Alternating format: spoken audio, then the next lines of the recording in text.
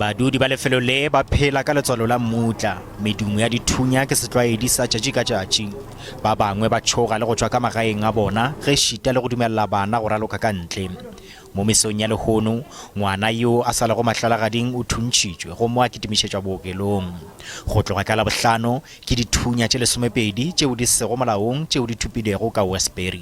My daughter is in matric this year, and just for her to go to school in the morning is a hassle. Now we even have to go and collect her from school. That's how bad it is. We wake up knowing that, listen, yeah, I need to take my daughter to school, but we fear. We don't even take them early. We just wait for everything to calm down. And that's not right the way we're living. We want to know why is this happening, because we have kids that's living here.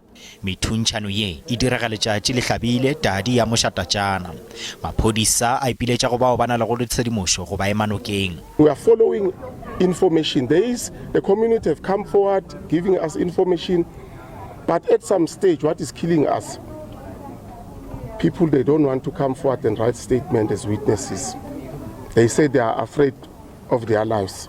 Maphodisa a tšwela pele go hlapetša seemo ka Westbury.